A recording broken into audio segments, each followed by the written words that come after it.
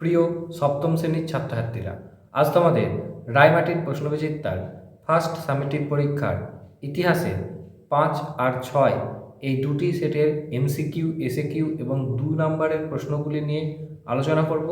আলোচনা শুরু করার আগে তোমরা যারা আমার চ্যানেলে নতুন তারা চ্যানেলটিকে সাবস্ক্রাইব করে পাশের বেল আইকন প্রেস করে রেখো। আর তোমরা যদি আগের সালের আলোচনাগুলি না দেখে থাকো তাহলে চ্যানেলের প্লেলিস্টে গিয়ে আলোচনাগুলি দেখে নিতে পারো। তো চলো আলোচনা শুরু করছি।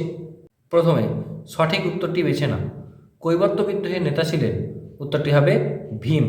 তারপর সেন রাজাদের আদি বাসস্থান ছিল, উত্তরটি হবে কর্ণাট অঞ্চলে।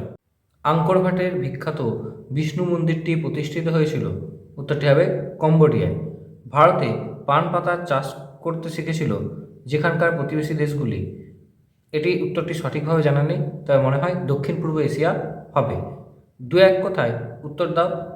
এখানে উত্তরগুলি দেখে নাও। প্রাচীন বাংলার অঞ্চলগুলির মধ্যে বৃহত্তম ছিল কোনটি, উত্তরটি হবে পুণ্ড্রবর্ধন। ভাগীরথী ও করতোয়া নদীর মধ্যবর্তী এলাকাটির নাম কি ছিল, উত্তরটি হবে বরেন্দ্র। চোল রাজ্যের প্রধান কে ছিলেন, উত্তরটি হবে রাজা। এরপর 3 দাগের প্রশ্ন উত্তরগুলি দেখে নাও।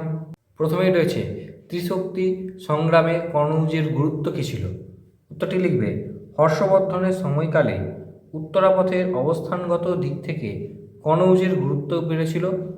কনৌজ দখল করলেই গাঙ্গেয় উপত্যকার অধিকার সুপ্রতিষ্ঠিত হবে, এই ধারণায় রাজশক্তিগুলির মধ্যে দেখা যায়। এবং নদীভিত্তিক বাণিজ্য এবং খনিজ দ্রব্যের প্রাচুর্যের দিক থেকেও কনৌজ গুরুত্বপূর্ণ অবস্থানে ছিল। তারপরে 2 প্রশ্নটি দেখো, পাল যুগে স্তূপ নির্মাণ বেড়ে গিয়েছিল কেন, উত্তরটি লিখবে পাল আমলে স্থাপত্যের মধ্যে অন্যতম হলো স্তূপ নির্মাণ। পাল শাসকরা প্রাচ্য শিল্পরীতি হিসাবে স্তূপ গড়ে তোলেন।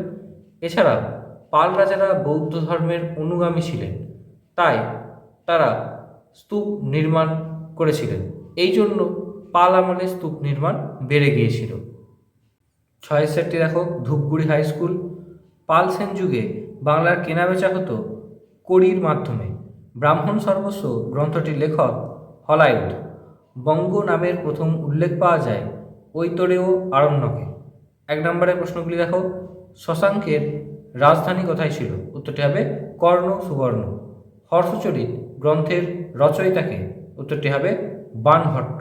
এরপর 2 নম্বরের প্রশ্নগুলির উত্তর দেখে নাও।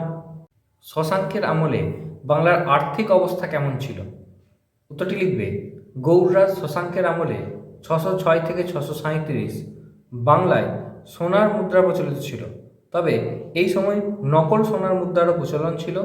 তার আমলে বাংলার অর্থনীতি ছিল মূলত কৃষি নির্ভর। তখন বাণিজ্যের গুরুত্ব কমেছিল, শ্রেষ্ঠী বা বণিকদের ক্ষমতা ও গুরুত্ব কমেছিল। আরেকটি যে প্রশ্ন রয়েছে ত্রিশক্তি সংগ্রাম কি, এটি আগেই করে দেওয়া হয়েছে।